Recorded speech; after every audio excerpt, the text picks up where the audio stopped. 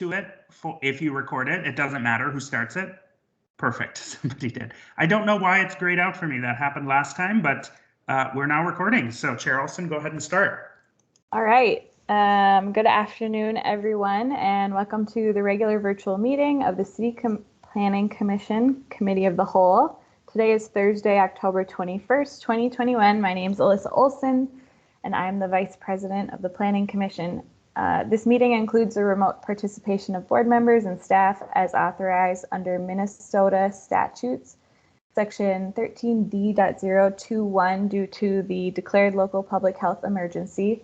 The city will be recording and posting this meeting to the city's website and YouTube channel as a means of increasing public access and transparency.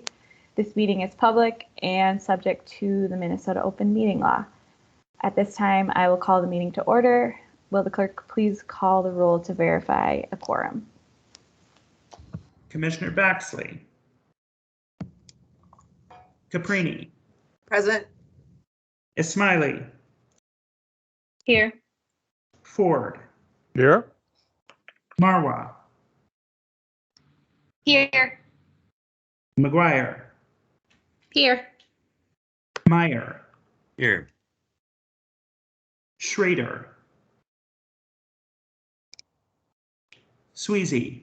Here. Vice President Olson. Here. There are 8 members present. All right, we have a quorum. With that, we'll proceed to the agenda, a copy of which was posted for public access to the city's legislative information management system, which is available at lims.minneapolismn.gov. Commissioners, can I have a motion to adopt the agenda?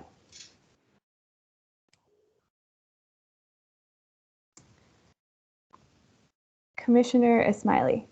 I move to adopt the agenda. Commissioner Ford. I second that motion. All right, we have a motion and a second. Is there any discussion? Seeing none, I will ask the clerk to please call the roll on the motion. Commissioner Baxley. Caprini. Aye. Smiley. Aye. Ford. Aye. Marwa. Aye. Meyer. Aye. McGuire. Aye. Schrader. Sweezy. Aye. Vice President Olson. Aye. There are 8 ayes. That motion passes and the agenda is adopted. Next up is acceptance of the minutes from the regular meeting of September 23rd, 2021. Can I have a motion to accept those minutes? Commissioner Ford. I move we accept the minutes of the last meeting. All right, we have a motion. Is there a second?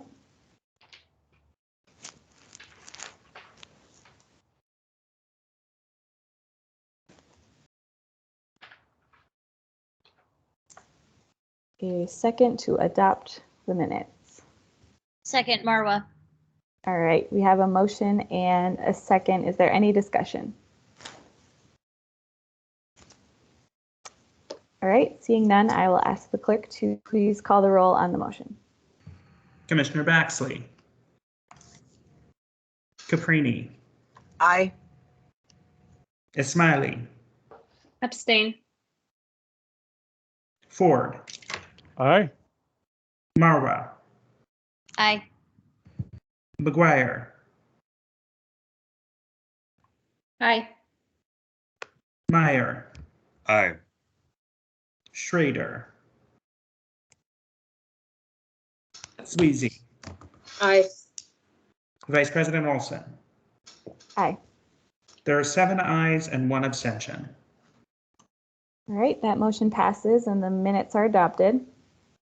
Next up is our only item on the discussion agenda this evening, the Resolute 1300 West Broadway, 2011 through 2015 Girard Avenue North, and staff is Mailing Smith. Hello, good evening. Can you see my screen? Okay. Great. So this project is located at 1300 West Broadway, also 2011 and 2015 Girard Avenue North. The site is at the corner, the northwest corner of the intersection of Girard and West Broadway. Currently it contains a one-story commercial building. The site also includes an alley just to the north of the corner parcel, and then on the north side of that are the two Girard Avenue parcels. So it's total 3 parcels. The existing zoning is R5 for the residential parcels above the alley, and then OR2 for the corner parcel. All of them are located in the corridor 6 built form overlay district. The applicant is proposing a 7-story mixed-use building with 71 dwelling units.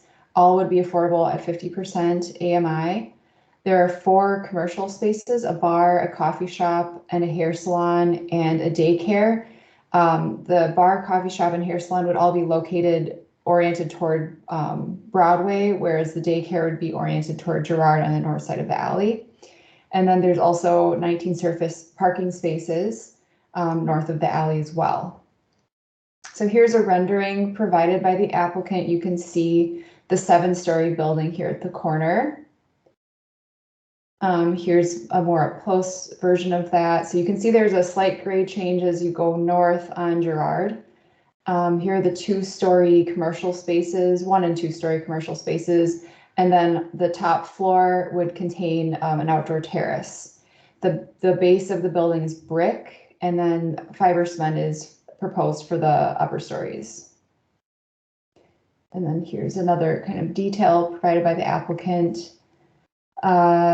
Girard, the Girard view. So you can see here where the applicant is proposing a cutout for the alley. They would be proposing to vacate the air rights above the alley. This does not yet have a formal green light from Public Works, but Public Works has been engaged and they're aware of it. Right now, I don't see a lot of pushback on that, but I don't want to say that they've approved it yet or they're okay with that, but they're in the process of looking at that. Okay, so here's just more views. Here's the site plan, landscape plan, I should say. So the Broadway side, here's the alley. The commercial spaces would be here. Here's where the daycare would be. There's an outdoor play area for the daycare, and then some surface parking spaces and 3 drop-off spaces as well. This is just a sense of the first floor plan. You can see that the first floor plan in West Broadway also has bicycle parking and then just a few small residential amenity spaces like the mailroom and office. Second floor, 3rd through 5th, 6th and 7th. And then here's some of the elevations. So the 7-story building is only allowed in corridor 6 through the administrative height increase. And for that, the applicant is proposing to satisfy the requirements through the affordable housing premium. Staff, oh, here are the applications that would be required. So rezone all properties to C2. I provided some notes about that in the memo about whether that's consistent with the comprehensive plan right now. Staff does feel like that is supportable. The 2 items that we wanted your feedback on tonight are the variances to reduce the front yard requirement along Girard. And I can explain that a little bit. So here, because of the location of the residential property to the north, which is setback 24 feet, that 24 setback applies to the first 25 feet to the south of their shared property line. So right now the building is not meeting that requirement. The applicant is also requesting a setback variance just for the reflective setback along the north side. So that's outlined here, reducing it from 13 feet to 10 feet. We feel that we could support the side yard setback variance along the west side, which is adjacent to more commercial uses along West Broadway. So those are the 2 main items that we have concerns about, and I will just leave it at that and turn it over to the applicant to see if they have anything they'd like to add. Thank you.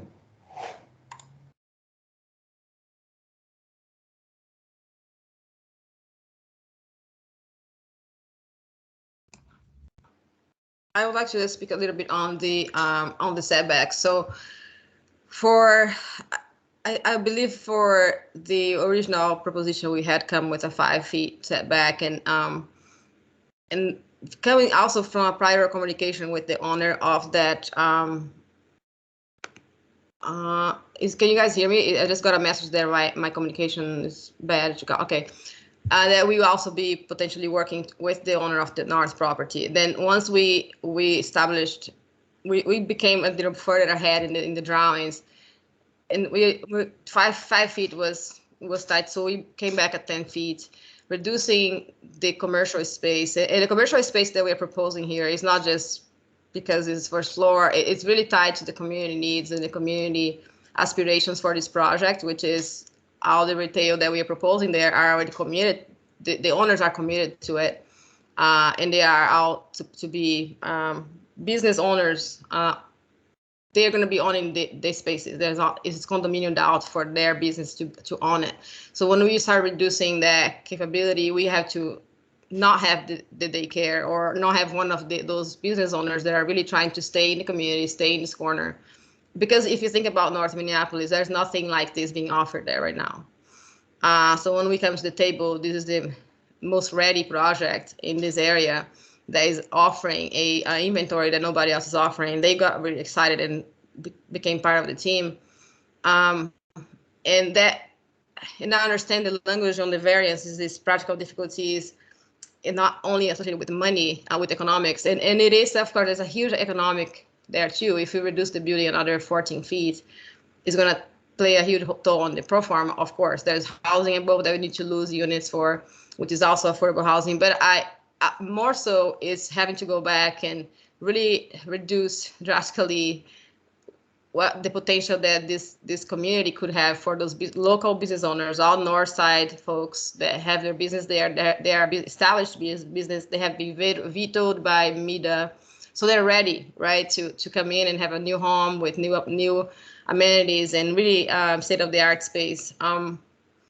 So we understand what zoning is trying to protect, but we're trying to find a happy medium here, especially knowing that the owner of the north property is planning on redeveloping the next few years. I know that doesn't mean anything officially, but with that knowledge and knowing what the community is looking at is hoping for in this building, we are hoping that we can find a happy medium or compromise in both sides.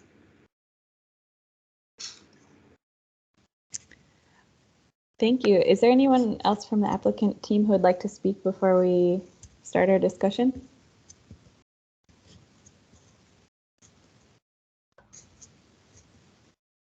All right, Commissioner Marwa.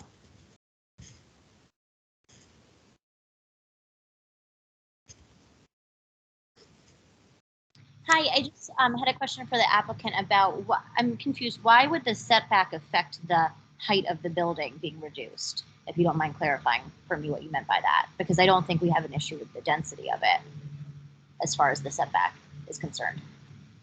You would not reduce the height. It would affect, like, floors 3 through 7 are housing, the apartment. So if we reduce the units, the building 24 feet, we would lose about 2 units per floor. So we would lose 5 times, so about 10 units. With this setback that is currently. No. With the setback that we have, we are good. We have the units the same. We were able to make the setback turn from 5 to 10 without losing units. It just made everything a little more efficient. Now, if we have to go back to setback all the way to 24 feet, to 24 feet for the first 25 feet, we would have to reduce the whole building that way, because a jog in a residential building just doesn't work. And so that will cause us to lose about 10 units. And 10 units in a building that is really trying to do a lot with at 50% AMI is a big deal. I mean, again, it plays in the economic side of the difficulty, but that is really part of what we're promising, or not promising, but hoping to give to the community, is that number of new inventory of affordable housing, family-friendly units. Okay, I understood that. I was Thank you for clarifying. That was my Of question. course. Commissioner Meyer. Thank you. First question, clarification for the applicant. So you said it would be approximately 10 units of affordable housing per unit for floors 3 and up. And then which of the commercial businesses would not be able to fit? Did you say it was the daycare that wouldn't be able to fit? Likely daycare, yeah. And that was it? The rest could fit? Yeah, because because the space needs for a daycare, as guys might know, is dictated by the certifications and access to outdoor playground. So they have to be in that spot, and that's why they are in that spot too, because of the more quiet access. Kids, if there's it's safer. So they if we reduce that by another 14 feet, square footage, 14 times 54, you lose that square feet times 2 because they have 2 stories, and it no longer meets their needs because they are current business, so they are not new. So they have already a number of kids, a number of license, and so they would have to reduce their business model or reduce the number of kids that they serve. And then question for staff. Oh, can you go back to the one that you were just at before, which shows the map of? I was gonna maybe show a first floor plan, which maybe helps a little after bit. you're done with that, go back to the other one then. You want the site plan? Well, I mean, whatever you wanted to highlight for that. Okay. Sure.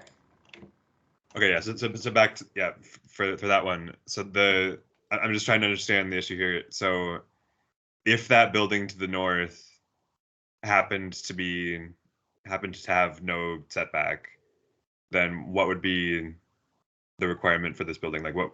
So right now it's what, 24, 25 feet because that building is there. If it wasn't there, what would the setback requirement be? It would be 15 feet because it's located in R5. So right now it has a little bit more of a setback because of it has an increased setback right now, but they still have to comply with that. But if it was a 0 setback, they'd still be required to have a 15-foot setback just because of their adjacency to the residential district. Okay. I guess my thought is I definitely feel like 24 feet seems like an excessive setback requirement, in particular because this is on a commercial corridor. It still looks to me like that would have being adjacent, even if it's close to residential, it's also close to Broadway, and it seems to me that in a lot of commercial spaces we require the buildings to go up to the property line and close to it, like in Diggytown, for example. There was a requirement that you had to go close to the sidewalk to make it have that commercial feel. So it feels like there's kind of an inconsistency in our approach to setbacks when we're sometimes like requiring people to go up to the property line, and in this case forbidding them from doing it. So I would be receptive to a variance on the basis that this does seem to be in a commercial setting to me. That's it for me. Thank you. Thank you. Commissioner McGuire. Thank you. Commissioner Meyer kind of stole a couple of my comments, I guess, but in general, I'd be open to the reduced setback on the north side as well. And just, I guess, from a perspective of somebody that lives a few blocks away from here, I literally was by here like 5 minutes ago on my way home from work. It does feel like a very commercial corridor. People go really fast down Broadway right there, and so it does have more of a commercial feel versus a residential feel. So I think that the first floor retail there with the local businesses coming in is going to be a really great amenity, and I don't think that I think it's going to feel more commercial on the ground than it looks on the site plan. especially since it's next to Popeyes, which is really busy all the time. So I think I'm just really impressed to see this project coming forward. We're not seeing a lot of stuff like this coming to our neighborhood. So from my perspective, I'm just really supportive of it and like that they're working with the local community and the local businesses as well. So that's it. Thanks. If the applicant would like to make a comment, I see you left a message in the chat. Yeah, Millie, do you mind moving the floor plan a little bit to the north? I just wanted to see the Broadway. You guys should see the Broadway side. So the setback on Broadway could be a 0 lot line, but because we have been talking to the county because of the vacancy of the alley and other things too, and they asked us to. So we had already a setback of 10 feet originally because this corner is just hostile, right? It's not pedestrian friendly. If you stand there, it's a scary little corner. So we decided to originally already propose a setback. Then the county asked us to set back a little further because of the potential light rail coming through, the transit coming through here, the blue line. And I think once the topography, we came with the topography constraints too, we set back even further. So now the setback is on that side, I think it's about 18 or something like that. So we are creating that pedestrian friendly environment on the Broadway side because it is a very fast, loud road, and we are trying to hopefully set a standards for anything built on Broadway that has this breathing way, and the buildings offer some green spaces and really some. If you're trying to get Broadway to be a destination, not a pass-through, we need to do that, and we are trying to set the standards here. So we lost some building already by giving more than we asked for on the Broadway side. Thank you. Commissioner Ford. Thank you. I have a number of questions, and the first one is, what is the 19 parking spaces? What is that intended for? What are they intended for? This could be a mix of commercial tenants and residents. We understand there's no more requirements for parking in Minneapolis, but we also understand the marketability of it, right? It's still, Minneapolis still gets pretty cold. People still drive everywhere. So we are providing as many as we can without going underground, because that would, as you know, bring the project cost to over the roof. So we had designed for with the playground, only asking for a variance for 3 of the parking stalls back into the alley, and whatever we could find spots there, we found it. And the drop-off spots are very strategically placed there for obvious reasons, but then the back 16 other spaces would be a share between residents and some of the tenants. Okay, thank you. Next question. Can you explain to me again the reason for the setback on the north line of the property? The need of the requirement, the zoning requirement? Yeah, no, why you're asking for a variance, I gather, for the north property line on the setback. Yeah, and what is the need for that setback? The greater setback or the lesser setback? Oh, okay, yeah, because the neighboring property, as you see here, has 24 feet setback from their property line in the front. So because it's a residential building, the neighboring property needs to keep that same setback for the first 24 feet. That's a zoning ordinance, and we are now showing only 10 feet setback along that side. But I see that. But what is the reason for your request for a variance? Also, we don't reduce the size of the commercial spaces, which would mean likely removing one of the local business owners from the building. Okay. And also, of course, which is a very strong reason too, is the economics of the affordable housing, providing affordable housing in North Minneapolis without much subsidy. It's almost a magic here. Okay, I get it. And my last question is, this is not a zoning issue, I understand, but you have raised the issue of the proposed tenants and identified proposed tenants. What is can you tell me what the nature of those tenants are? Are they minority, women-owned, minority-owned businesses, or what? Yeah. Ian can speak to that a little more, but yeah, they're all BIPOC owned, 2 women owned. But go ahead, Ian. Oh, hello. Yeah, so the tenants you have are basically all the well, 3 of the tenants are determined at this time. We have Mokhtab, who runs a small little bar, and he lives in North. He actually lives in Dorothy Lundstrom's old house in North Minneapolis. And he used to work at Tilia and the Bachelor Farmer and the Marvel Bar, and he lives in North. And so he's actually going to be owning and managing his own spot, which is a great thing for him. We have, and then in the front of the building, we also have Ebony.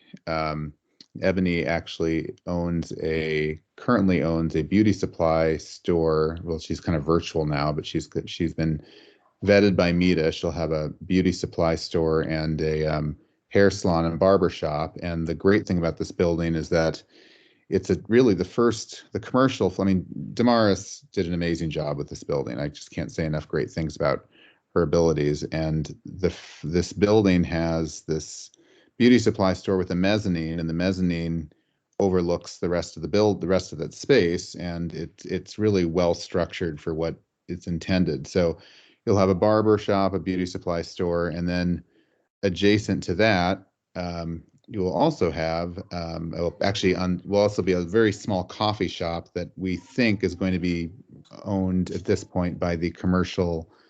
I want to say commercial land trust. I'm totally botching that, but it's it's a commercial land trust. They'll be taking that small little coffee shop and putting it into an affordable structure. And then on the other side of the alley will be actually Ebony's mother, Sally, who runs a daycare.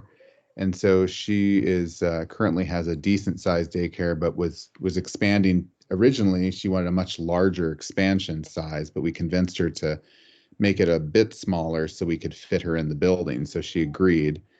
But it's a great group of people that are participating in this, and we structured it so that all of the BIPOC owners on the first 2 floors of this building will own their own space. We're conduing them out through Meta. Meta structured the overall financing. So if affordable housing structuring is fun enough, we're adding conduing out units and everything else into this with 3 lenders and everything else. So it's a really fun, interesting, creative and imaginative project. And I live a whole 4.5 blocks away. So it's a wonderful structure. It's a wonderful building, and we think it works well the way we've structured it. And we're just glad we're here in front of you today and you're taking a look at it. Thank you. Just one comment. I share Commissioner Meyer's opinion about this. I think particularly the setback on the Girard side, I understand the need for that additional space for affordable housing, and I think this is a great project, and I will be supporting. I would recommend supporting the 2 variances. Thank you. Commissioner Smiley. Yeah, thank you. I have a quick question for staff, actually. Just kind of wondering what the implications of this, the north side setback variance is on the adjacent property if it were to redevelop later on. Do you mean what would the impact be if they were to not comply, or if they were to comply? If we were to give the variance as requested, what would that mean for the future of the property on the north side? Yeah, I see. So the whole property would then be zoned C2, and then this would remain R5. So there wouldn't really be, I guess there wouldn't be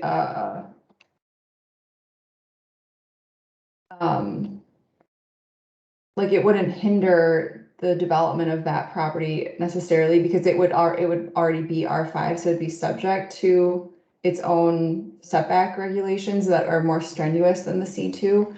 But we feel that just because it's currently a residentially used and zoned property, that not complying with the setback, you'd have a very large wall right next to the house, closer than it would have to be per the zoning code.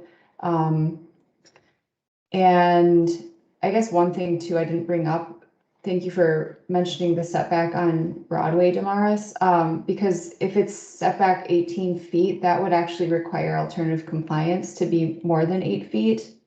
So that's something that we should also consider too, is like, we'll be analyzing that at the same time as the setback from the north.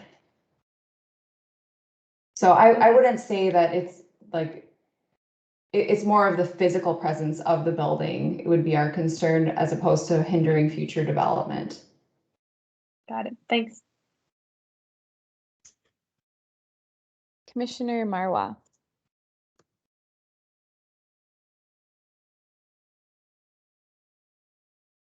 Yeah, hi. I had a question about the commercial space, just to kind of understand a little bit more. You mentioned that I think the City of Lakes Land Trust is condoing out that ground floor component. I'm more just curious about kind of, how would that, I mean, if we don't approve this variance, obviously they're intending to condo out this space that already exists where this daycare is going. That would definitely, affect the pro forma to make that space work. I just kind of want to understand a little bit more about the dynamics and the financing behind that. Sure. The financing behind this project is really fun. Well, that space, the land trust has never condoed out a structure before. They've really been structured to do, small buildings here and there, and it's really kind of exciting. I had a long conversation with them about it, and Dominique, her commercial. Is this Dominique, the commercial land trust? Yes. Yeah, that's right. Yeah. So Dominique and I discussed this the other day. Sorry, I should have mentioned her by name. And so we were discussing this, and the issue is that the commercial space is for the coffee shop is so small. It's basically less than it's was it 400 and something feet, Damaris? I can't recall. But the reality is the space is so small that they're kind of trying to condo this structure out as their first kind of condo deal. And we didn't want to give them, candidly, a huge project to take on. So this was such a petite little project that it just kind of made sense for them to, to try it. And I think it would work fairly well. Ironically, I wasn't even going to go down that road. I was looking for another person to run a coffee shop, and we had a long conversation with Patricia Fitzgerald with Hennepin County, and she recommended it, and it just kind of was a great collaboration, and we discussed it, and it seemed like a really good fit. So we're very excited about it. We think it works well. Coffee shops, as you know, make so much money. So it actually is a really good fit, we think. As much, I love Sammy, don't get me wrong. Sammy's Avenue Eatery is wonderful, but it's nice to have, more than one choice every once in a while. And so the condo component from City of Lakes is just the coffee shop, the 300. It's just the coffee shop, yes, right now, correct. Are the rest of the commercial spaces also going to be condoed out to each of those owners, or are they rental? No, they're all condoed out. We structured it this way so that everyone has ownership. It was very important for the development team that people in my neighborhood and our neighborhood have the ability to actually own something, right? I mean, everyone rents, and most of what we have in North is not Class A rental already. And so the goal was to provide that as kind of the new standard of how do we structure these deals. And candidly, they're not easy at all to structure. I mean, it's been so hard to put this deal together because everyone we've talked to doesn't want me to, well, not everyone, but a lot of them don't want me to do this. They don't want our team to do this. They want to do this as a traditional rental, which is weird because we're in this COVID world. You think more people would think this is creative to get rid of that liability potentially, but it's been not that way. So we're very excited about it. We think it's great. The owners are excited about it. We're excited because There may be some money coming through the Main Street program, which I'm not supposed to know about yet. And that would be wonderful to finance and write down the purchase price for the condoing out of the first floor. So we're very excited. Thank you for that clarification. I think this is super cool what you guys are doing. I really applaud you for really coming up with such an inventive structure. I love accessory commercial units and those kind of smaller spaces. I think they really add a lot of vibrancy to have more of those types of spaces. I would just say something about that, how the setback kind of towards Girard will feel a little imposing. Maybe there's something with landscaping that can be done to make that feel a little more green, or art on that side, and make it feel a little bit more community than just kind of that, big building holding the corner would be my feedback on that. But I know how difficult the financing must have been to come up with a project that's so inventive like this. And I give you guys credit for already having commercial tenants. We've seen so many projects come through who are building out ground floor retail space and don't have tenants lined up for it. So, and I hate seeing vacant retail space. So I think the fact that you already have MOUs and groups that are coming into these spaces with an ownership model makes me want to support the variances that you've set forth. So thank you for that. Commissioner Caprini. I think this is a fantastic project. I love it. I too agree the condoing these spaces out is amazing. It has that kind of co-op feeling, but not necessarily, because it's like you own it. And I guess I'm just curious. And first of all, I am complete supportive of it, but I'm just curious about the maintenance part of it. So because people have ownership of their own space, are they going to be hiring some kind of maintenance company or someone to like adhere to, cleaning the sidewalks, or is that just a city thing, or how's that going to work? And I know that may not play a part in whether or not whatever decision we make in this. I just want to know because I'm curious.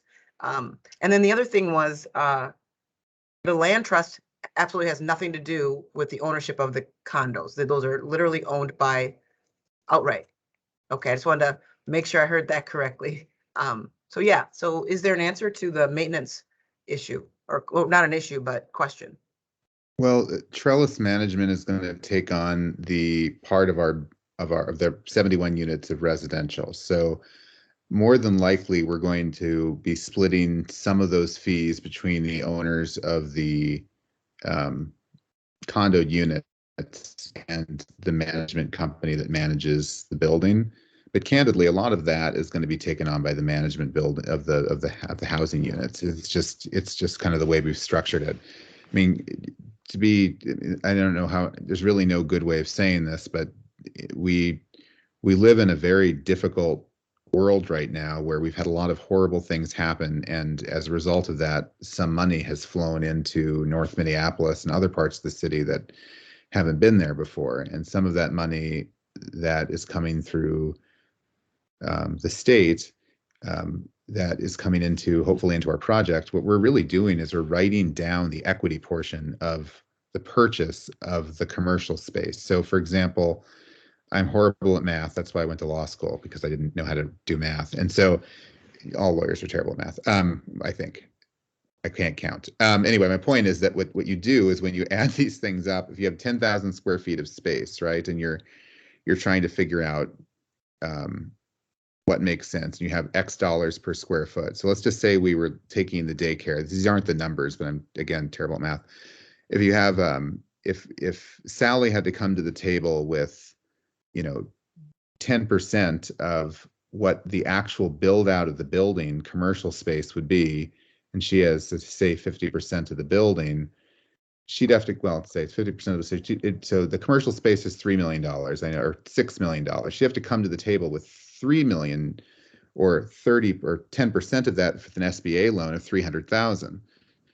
Well, I don't know about you, but I don't have $300,000 of cash just sitting around, and I can't take it out of my house to use as equity. So we're using these other funds to write down what she needs to bring to the table. So at the end of the day, she might need to bring 50 or 100. We don't know what that will be yet, but it won't be 300, right? So we're trying to also take on the cost and actually do something equitable and split the costs between the residential and the commercial, so that equitable for everyone. Does that make sense? Oh, no, it totally makes sense. I guess my only concern is because those funds that are coming from the federal government are grant dollars. Eventually, they're not gonna, I mean, it's not, you know what I mean? It's like, it's not something that's gonna be regular.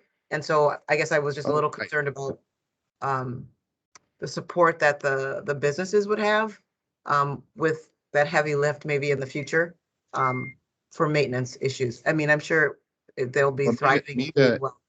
Mita has gone over all the finances of the 3 other tenants of Mo and Sally and Ebony, and their cash flow from their businesses should sustain their businesses, particularly if they're not paying a ton of money at the beginning of the process, right? So we're not really concerned about the maintenance. We've put that into our pro forma on both the commercial side and the residential side, and we're having Baker Tilly crunch all our numbers, and we're working with another group to crunch our numbers. So we think we're fine on the maintenance. And I'm sure you are.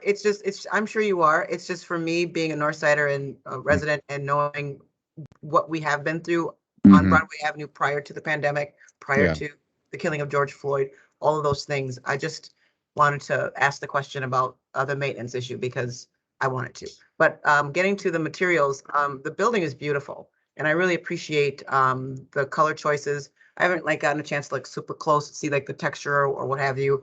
And maybe I'm not as connected to a lot of those things as my colleagues are, because some of them are better, well educated in those things. But I love the colors, and it's refreshing to see something like this. It's not what I was expecting, so I really appreciate that. But nevertheless, I do want to vote yes, but I have to go open the gym for the kids. So I'm actually going to jump off the call, and I'll talk to y'all later. All right, ciao. Thank you. Ciao. Thank you. I'm not seeing any more comments from commissioners. I'll just add quickly from myself a couple of small things. I like that the bike parking is through the alley, that you would access it like a vehicle. But I would like to see maybe another or more bike racks for people who are just visitors who don't have access to that bike storage facility.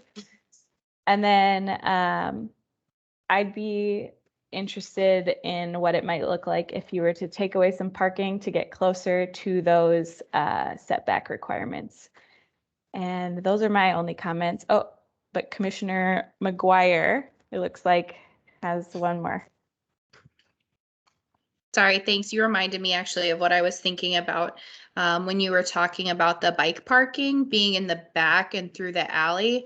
So one thing that I hear from a lot of women and younger people is that lighting is so important, especially in the winter as it gets darker. So if you guys could just take a really close look at the lighting just to make sure that, you know, those areas that might be behind the building are well lit. So again, like a single mom or a young mom picking her kid up from daycare after work would feel safe in that area. I think that would be really great. So thank you.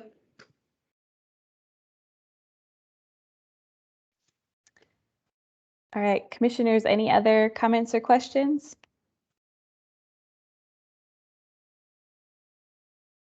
All right, well, thank you for coming and presenting your project to us. Thank you. Thanks, guys. All right, that was our only item for this evening. Are there any staff updates? Thank you, guys. I gotta go. So Kimberly is not present, and she didn't have anything to pass on to you, so I'm not sure what to say about that. So nothing new. All right. Is there anyone else who has anything they would like to bring up before we adjourn? Yeah, I had a quick question. What's the latest on the in-person planning commission? Isn't it November or something? I think it still would have to be extended as far. Oh, Ken, yes, thank you, Ken. Yeah, sure. I'm happy to kind of give a somewhat non-answer, but hopefully a little bit more information. So presently, it is still November 7th is the expiration of the state of emergency.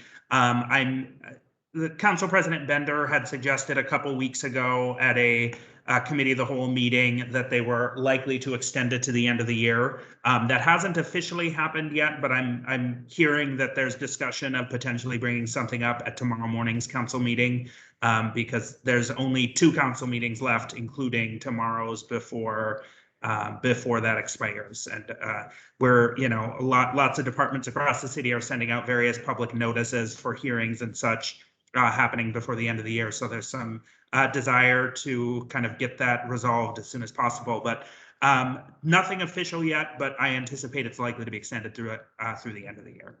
Okay, thank you so much, Ken. I was like, I think it was supposed to be early November, and that's just around the corner. So it would be great to know. Thank you. I appreciate it. All right. Anything else? If not, and without objection, I will declare this meeting adjourned. Our next committee of the whole meeting is Thursday, November 4th, and our next planning commission meeting will be Monday, November 1st. Thank you, everybody.